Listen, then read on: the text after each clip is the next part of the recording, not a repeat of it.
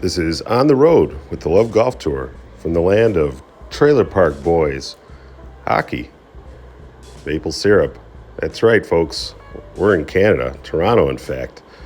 This time we decided to check out the TPC at Osprey, the North Course, which will host the 2025 Canadian Open and has just recently been nominated as one of the top remodels in the whole world for remodeling golf courses. So we wanted to check this course out. Back-to-back TPC events or visits on the LUV Golf Tour between TPC Deer Run and this place. So this was the first hole. It was a par 5. Pretty reachable. I was able to get there in 2 shots. But I did find one of these traps that if you hit them in them, anything can happen to a degree because they're just so deep. You see, I kind of got stuck in this face here, but I was able to get it out pretty easily, but can't see the surface. Many of the traps, it's kind of a trademark here, maybe 6-8 feet deep. But really good visuals at the course.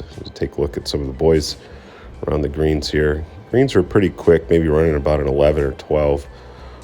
I imagine for the Canadian Open, they'll probably get them up to like 13 or 14. There is some break in them. It's not a terribly old course, so you're not going to see breaks that are unfair, but they should get them sped up pretty good.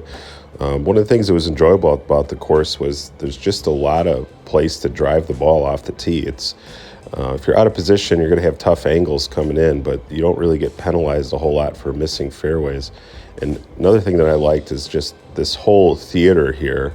You see the new clubhouse that was there in the distance, but all these holes are just kind of right on top of each other. You don't feel like you're crowded or anything, but for the viewers, it's really going to be a great experience. All the middle of the areas is kind of elevated. So for the fans next year, I should say this year, 2025, we were out here in the spring, but for the fans out here, there's going to be really good viewership. They're going to be able to see many holes and a lot of action from one spot. Canadian fans will really have a treat here to get it close to some of the best players in the world and have good visuals doing it. This course, I think maybe part of this redesign that they did, they kind of kept this in mind. They have these elevated areas. I wouldn't call it a stadium course, but and then when they put the stands in, you'll really see something good. You can't get these in America, baby. Look at that. Pretty nice. Havana Caso cigars. How you liking the course? It's kicking my ass right now. Yeah, it's pretty tough. But it's so nice, actually. Yeah. These traps are all the traps out here are at least like 8 feet deep. Oh, they're huge. Yeah. And they're right next to each other, too. Yeah. They're huge traps. I'll tell you what, it's a beautiful day. Got our stoves going.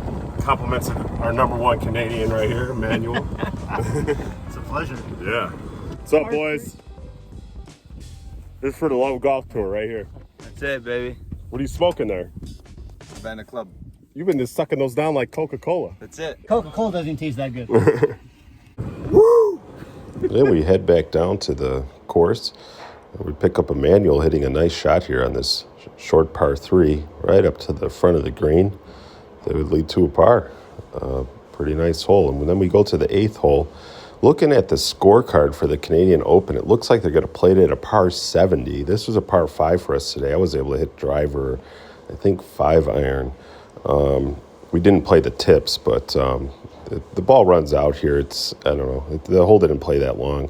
But they're going to play it over 500-yard par 4 for the Canadian Open. So you should see this hole be a real test, this 8th hole. In fact, if they put the tees back. Canadian Open's not a major worldwide, but it's biggest tournament in Canada, so hopefully they test the players on this hole and make that, like they said they would, an extended par 4. But just taking a look, like I said, this is really a cool corner where you have 8, 17, 18, 8, 9, 1, all kind of right on top of each other.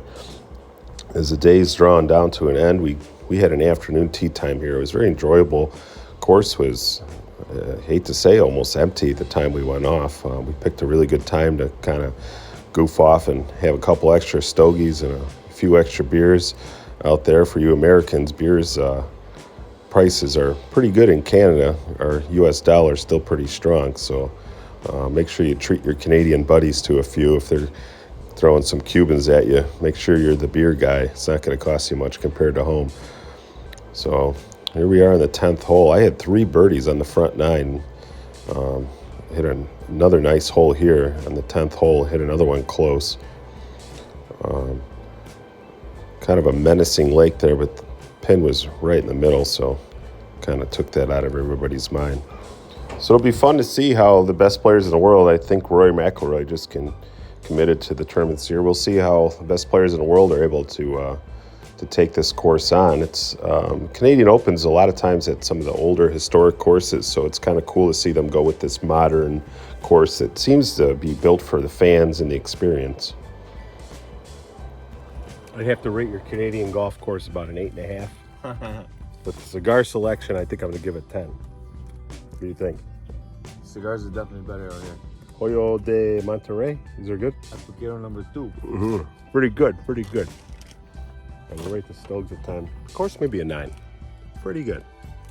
Pretty These good. par 3s are fucking you. Me? Par 3s are screwing you up. I haven't birdied one of the par 3s yet, but I've birdied a lot of holes.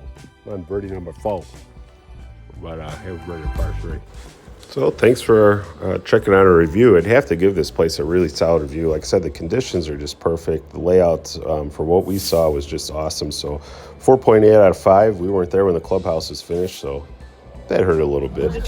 But yeah, I mean, can't help that. But it was a great place. Then before we go, just check out some of the other spots in Toronto. This was a hotel we were at called the X. They had this pretty cool rooftop view of the city, and it's too dark there, so you can't see the lake.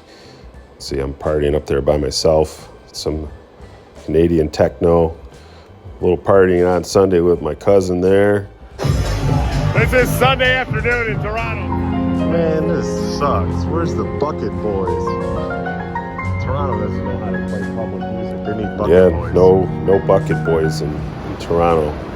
For our Chicago viewers, you know what I'm talking about.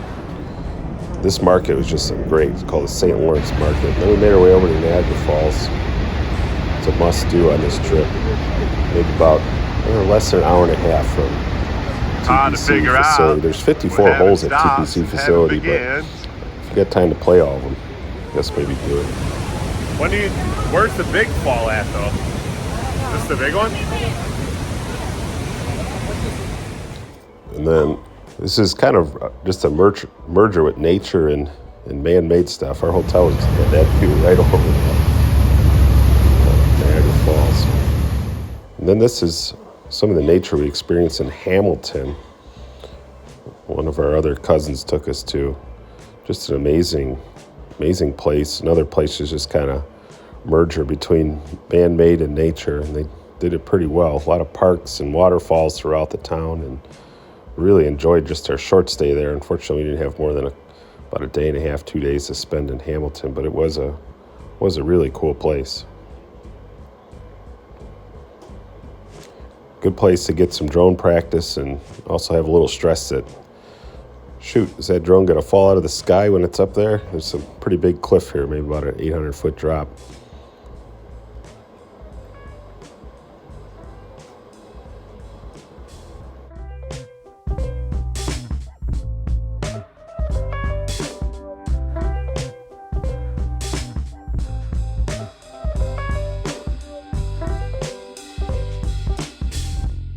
And thanks again for watching another episode of On the Road with the LUV Golf Tour.